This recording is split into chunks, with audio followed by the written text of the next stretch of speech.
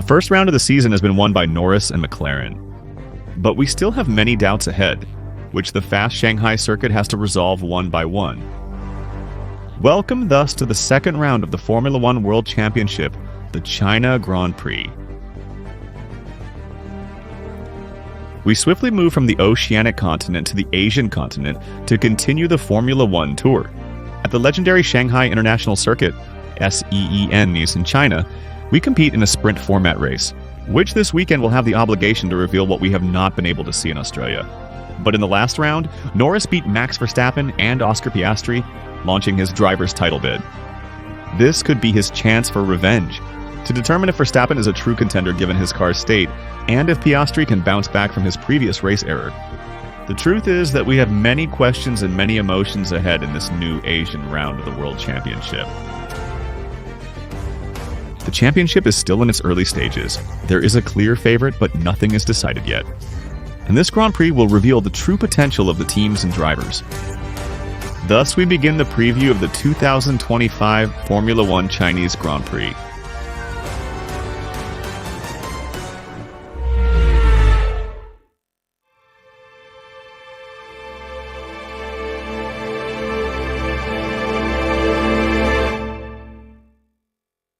Australia has set a high standard with the exciting race at Albert Park Circuit, leaving us breathless. Because in 7 days, the drivers will compete on a permanent circuit. Now in the Asian continent, with a Formula One that still has a clear favorite, but that has to be confirmed this weekend. Ladies and gentlemen, it's time to start with our previews, and it's time to start getting to know the venue that will host the second Grand Prix of the year, with our circuit section, and learn its particular characteristics. Shanghai, China. Its circuit is the Shanghai International Circuit, built in the year 2004. 5.4 kilometers of travel, 56 laps, 16 curves, 2 drag reduction system activation zones, but only one potential zone for overtaking maneuvers. Characterized by being a track of slow curves, extremely fast and with a maximum recorded speed of 348 kilometers per hour. The first sector of this circuit has a combination that takes you at high speed, but makes you turn slow, in one of the most challenging curves on the Formula One calendar. The circuit has a drag reduction system zone at the exit of the final curve, and it extends along the entire main, straight to the entrance of Curve 1. However, unless the tire wear difference is very wide, it is not the best area for overtaking. But once we cross this main straight, we attack curves 1, 2, 3, and 4, known as the snail curve. This is a very difficult turn, where the apex progressively closes as you enter the curve and it becomes slower and slower. The key is to enter quickly to stay on the inside, and when inertia starts pushing you towards the outside. Start to decelerate, maintaining traction and reaching the highest part. Start braking hard to be able to get the car into the next slow curves. Once there, counter steer from right to left without overdoing the accelerator, because traction can play a trick on you. It's an excessively complex curve, and I particularly think it's the key in this sector. Not only how you enter the curve, but how you control the braking and how you exit it, attacking with speed without losing traction. Being a very challenging area of the Shanghai layout, and it's only the first sector this track has. The second sector is the most technical of the three, featuring short straights, slow corners, and a couple of fast corners, making it the most challenging sector of the circuit. In this sector, special attention must be paid to the curves. 7 and 8, the fastest on the track, require the pilot to countersteer at high speeds, and where the line to take these curves progressively, without losing speed, tends to be quite complicated, needing to find the car's support at all times and grip to take these curves perfectly. A sector that wears out the tire a lot and tests the balance and grip of the single-seater, which also has quite strong braking, like those found in Turn 6 or Turn 9. As I told you, it's a quite complicated area of the track that tests the car's capabilities more than any other part on this circuit. And the third sector is pure and plain speed. It is by far the fastest of the three, largely due to the enormous 1.2 kilometer straight this circuit has. In this sector, it starts slow with the braking of the 11, but once entering the banked curve, the speed gradually increases until the pilots face this straight at full speed. the drag reduction system is activated shortly after the middle of it, offering the best overtaking zone on the track, either on the straight itself or attacking on the braking of turn 11. So we could say that in the race, this is the key sector, both for attacking rivals and for exploding, the maximum speed of the single-seater. Being then a sector that is characterized precisely by speed and by the strong braking that this part of the circuit is going to subject you to. The Shanghai circuit is known for being hard on brakes and allowing cars to reach high velocities. It is a track mostly composed of slow curves, but where each sector has a very particular key that distinguishes one from another. So, in summary, we could say that traction is the most important element in the first sector. In the second, the most important element is the car's stability and its grip. And the third, speed and brakes, which will be harshly punished. As other data to take into account, this circuit, despite its large runoff areas, has a high probability that the safety car will appear. Since the circuit's debut in 2004, the safety car has been deployed 12 times.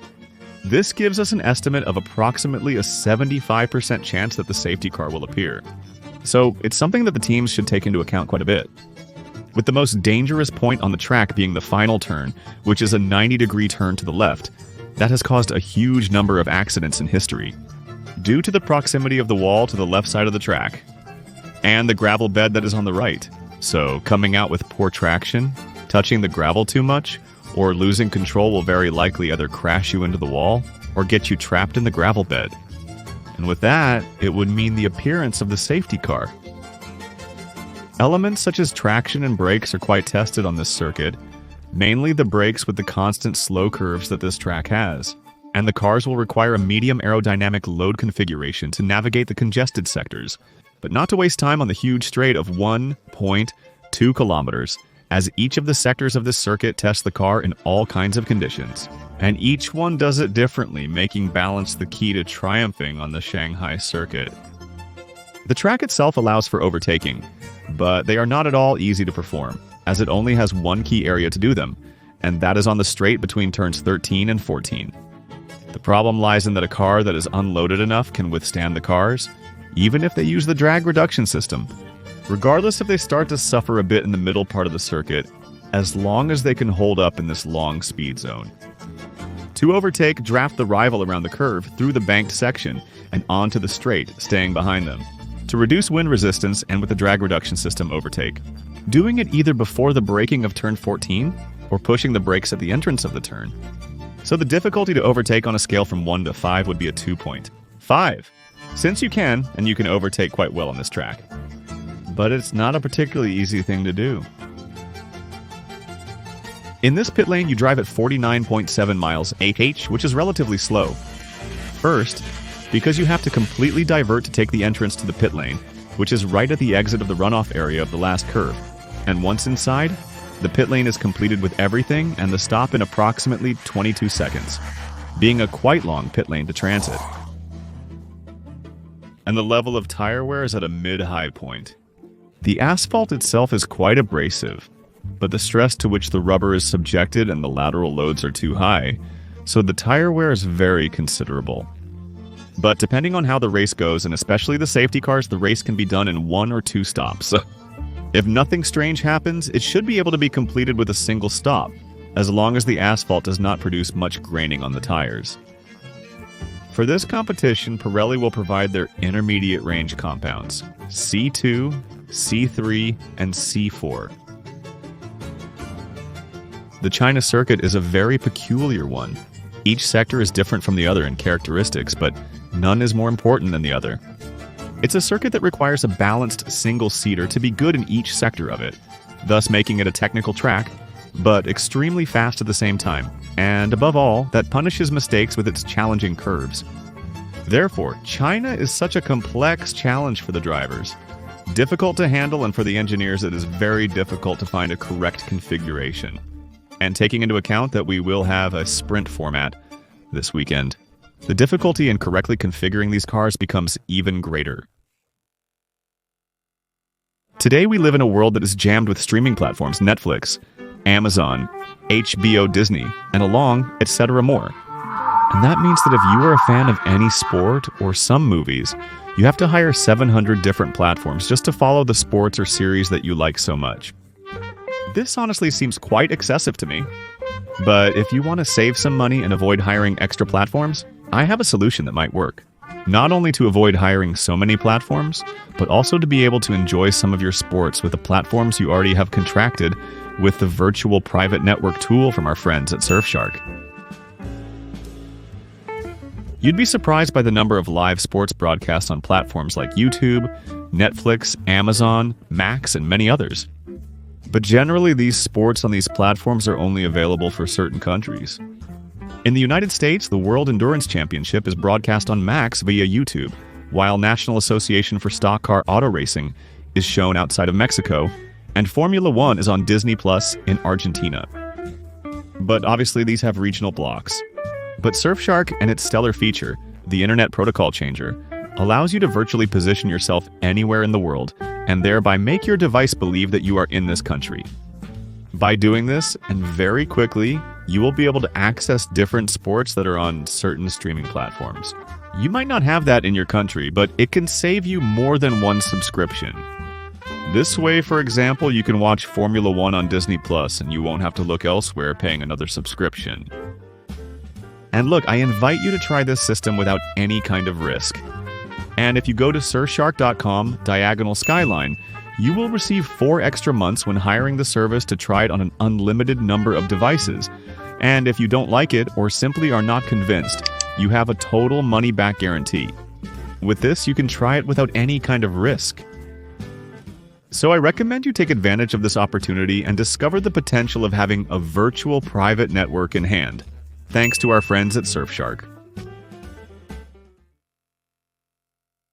The World Cup's first round concluded, but many uncertainties remain due to the race's conditions. But it seems that there is a clear number one and several pursuers behind, making sure they don't get away. This Grand Prix will confirm who the strongest contenders are and who are really in trouble. So, ladies and gentlemen, welcome to the one-by-one of teams and drivers for this second date of the Formula One World Championship. The great fears of the preseason have become reality, and these bastards have designed a fighter plane for a single-seater? This confirms the team's enormous power, at least at the start of the season. And as in the preseason, where McLaren is most scared is precisely in the control of the degradation they have. And although we have not been able to see the true potential of that degradation control because of the rain issue, fears increase when one notices how in the first stint, from one moment to another, while McLaren could keep up the pace, Verstappen, who was their strongest pursuer, fell flat. And within a few laps of sticking to the McLarens, he disappeared. 16 seconds behind them, how McLaren managed such control of degradation is still a mystery. But again, they start as the favorites for this Chinese Grand Prix, where if the race is dry, we can really see the potential of this team. And how are they in terms of the treatment of the nomads, as well as the real advantage that exists between them and their pursuers. However, in a minor setback since the preseason, it has been accused again of exploiting the flexibility of its rear wing to produce a mini drag reduction system effect, like the one we saw in Baku last year. And for this weekend, the Fédération Internationale de l'Automobile has evidence that some teams have been abusing the tolerance in this area in the slot gap.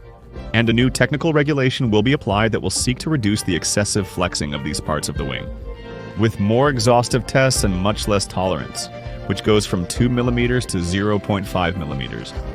With this, seeking to eliminate that, any team that is abusing the flexibility of the slot gap is producing a mini drag reduction system effect. Despite this, there is no evidence that McLaren is abusing this again. In some shots of the rear wing during the race, it's not noticeable that McLaren is using the mini drag reduction system. Some suggest this new technical regulation will somewhat affect them, although the Fédération Internationale de l'Automobile hasn't targeted any specific team. Whether McLaren will be affected will only be known when we reach China. But, as I told you, at least visually, it doesn't seem to be McLaren that is using the mini drag reduction system again. And for the China race, we will know if they are using it, if it affects them. But that doesn't change the fact that they start as the favorites, not only to win, but to dominate the race on Asian soil. Mercedes ended a pretty good weekend in Australia with a result that currently puts them second in the constructors' table. However, as with McLaren, the true potential of their car remains unknown due to the weather conditions during that race. However, the pace of Antonelli's and Russell's cars was pretty good, but it still doesn't clear up the uncertainty about the car's normal functioning. But in the preseason, one of the details that stood out most in this team is that Mercedes' long stints had quite a bit of tire degradation. And China is a quite degrading track, so we have little certainty about where Mercedes really is. But at least what was seen in Australia suggests that the pace and potential are really there, and they can achieve a great result this weekend. I wouldn't say they are the favorites to be McLaren's escort, but they will have good chances this weekend. If anything seemed to help Red Bull this weekend, it was the rain, thanks to which they managed at least to soften McLaren's face, confirming that their car was not as bad as some thought after the preseason. Throughout the weekend, they showed at least on Max Verstappen's side, with the second single-seater in rhythm. They know the gap with McLaren will be significant, especially early in the season, unless it rains at other tracks on the calendar. Since they know that in the control of degradation and temperature that this team has on the tires, it is something that gives them a tremendous advantage, which at least makes Red Bull unable to follow them at this start of the World Championship. However, the team remains optimistic about eventually closing the gap with McLaren, not only because they hope that the technical regulations that come into effect in China will help them along with Spain's, but also because Red Bull's advisor Helmut Marko stated that within 3 to 5 races, they will introduce upgrades to close the pace gap with the British team. In Australia, Verstappen's Red Bull is currently the second strongest car on the grid, but we'll need to see if they can keep that strength in China. With that, observe the actual difference compared to the McLaren. And is it true that Red Bull can gradually get closer to challenge them in a few races? What is certain is that it seems that even under perfect conditions, it will be very difficult for them to snatch victory from McLaren under normal conditions. Williams confirmed the great preseason predictions with a solid and fast car, which has helped to achieve a 5th place in the last race with Albon. Their pace was quite promising, and many categorize Williams' progress, positioning them as the favorite to lead the midfield, not only for what was seen in the preseason, but for what was confirmed in the Australian Grand Prix. Williams is expected to solidify their position as the midfield favorite on Shanghai's fast track in this competition. So, we'll have to see if Williams can again pull off a good result on this circuit. But for now, the omens are quite good, at least to confirm their position as midfield leaders. Aston Martin's situation appears better than expected based on their preseason performance, at least in Australia. Beyond the fact that the car looks far from the fight to enter the top group of the grid, the car looks more competitive, as if it doesn't even belong at the back of the grid, but even to be able to fight for points more occasionally. Although this is provisional, taking into account what little we can salvage from the past race weekend. So the omens are much better for Aston Martin than initially thought. And maybe in this Grand Prix, they will have the opportunity to fight under better conditions to see if this theory that they are capable of fighting for points is confirmed. At least in a few races. Well, even if they are not the clear favorite of the midfield, opportunities may appear if they can show off that good pace seen in the last competition. Sauber seems better than initially anticipated based on the preseason. Yes, they do have a car that looks like it's from the back of the grid, but at least it doesn't seem like the worst car of this season. They have already scored points in their first and second race of the year. Although this evidently was greatly helped by the chaotic race we had in the past Grand Prix. This increase in competitiveness appears to be more than mere coincidence. The car they had in the preseason has changed in some key aspects like tuning and construction compared to the one seen in Australia, despite not being the favorites to score consistently or earn points in this Grand Prix. With their Australia scores, they could avoid being the worst team of 2025. We'll have to see if they hold up, but for now, things look much better at first. For Audi's future structure, which at least starts off on the right foot in this World Cup. Ferrari can't describe the start of their season as anything other than disastrous, not only because they were not even up to the pace of Mercedes, but also because strategically, they made a mess that worsened the points harvest from what was already seen before the chaos happened on the Australian circuit. Their lack of pace is quite alarming, especially seeing how they were after the first practices on Friday. But this is supposedly because they had to lift the car off the ground, in what some media say was because they prepared for the rain that could fall on Sunday. But others say the car was hitting the ground so much that the wooden board they have was going to wear out excessively, and that was going to lead to a disqualification. And another reason, supposedly, is because it seems that the working window of the San Francisco 25 is much narrower than they originally thought. Despite the situation, Ferrari remains calm and will approach the Chinese Grand Prix as a let's start over using these Grand Prix to maximize the work. And with that, try to get the maximum potential out of this single-seater. So Ferrari is optimistic that what we saw in Melbourne will be completely different from what we will see from China onwards. And this race will precisely make it clearer where Ferrari really stands. But for now, they have said that victory is quite complicated. But they are optimistic that they will have a better weekend on the ground in Shanghai. Things for Alpine have started in the best way, and there are huge doubts about whether the car is really to lead the midfield. Even in the chaotic weekend we had, in pace and under normal conditions, they were surpassed by the people from Red Bull and Williams. Despite this, the French say the conditions were unfavorable, and the outcome could differ starting from China. Since in practice, the pace between Dujan and Gasly was at least good. But we'll have to see if indeed they can show that promising pace they had again, or they simply don't run as the favorites to lead the mid-table. Racing Bulls was light and shadow during the last race because even though they left with 0 points, due to an accident by Hadjar at the beginning and a strategic mistake with Yuki Tsunoda, their car is much more competitive than what the first draft of the preseason dictated. And they seem to be alongside Williams as the favorites to lead the mid-table. So, despite the bad result, things are all set to be able to turn the situation around, or at least have the chances to score points in the Chinese Grand Prix. So, we'll have to see if they confirm the enormous potential of the car that they seem to have shown in Australia, but at least for now, things look pretty solid on their part. Many are concerned about Haas, as despite preseason indications that Sauber had the worst car, Haas seems to be struggling more. They are the ones who have shown it last weekend, where in no session, under no condition, has any potential been seen in the single-seater.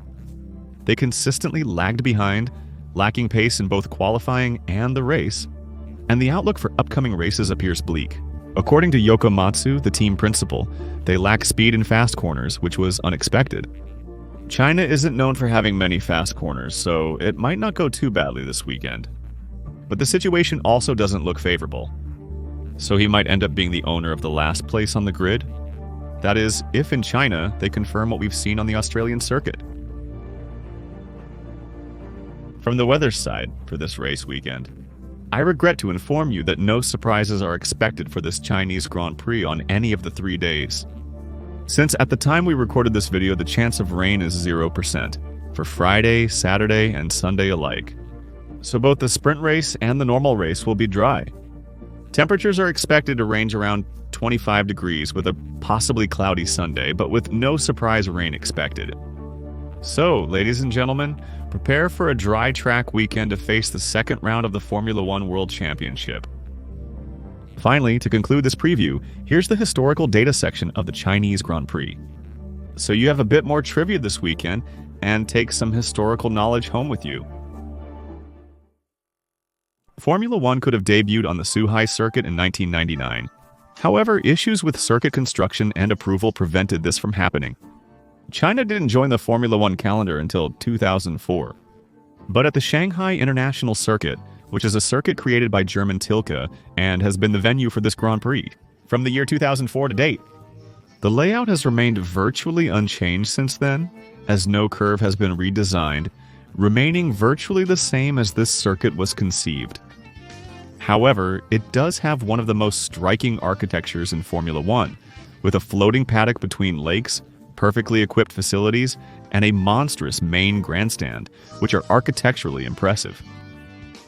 In the history of Formula One, there has only been one Chinese driver, Wang Yuxiu, who drove for Alfa Romeo and Sauber from 2022 to 2024, marking the best result of a Chinese driver in his home Grand Prix to date. It was precisely the 14th place he achieved last year. The lap record on this circuit is currently held by Michael Schumacher, who in the year 2004 set the best race time, with a record of 1:32:238, which still stands to this day. Mercedes is the most successful brand in the history of this Grand Prix, with 6 victories in 2012, 2014, 2015, 2016, 2017, and 2019. And on the podium of the most winning drivers in the history of this competition are tied, with 2 victories each, Fernando Alonso and Nico Rosberg. And the all-time winner of this Grand Prix is Lewis Hamilton, with 6 victories obtained from the year 2008 to the year 2019. These being the historical data and records of this round of the World Championship, which will be competed on the Chinese soil of Shanghai. Ladies and gentlemen, this concludes the second preview of the year, the preview of the 2025 Formula One China Grand Prix. But I want to know, which driver do you think will win this weekend? Will McLaren confirm its dominance? The Melbourne event was a mirage. We'll continue fighting for the lead. Who do you think will be the top 3 drivers on the podium at the end of the China Grand Prix this Sunday? Let me know all your opinions in the comments section. I'll sign off by saying that if you like this video, give us a thumbs up. Subscribe to this channel, turn on notifications so you know when I'm uploading a new video, and share this with your friends. I also invite you to follow us on Instagram and Twitter. The links will be in the video description. And see you this Sunday, for the summary at the end of the China Grand Prix. Thank you for tuning in. See you later.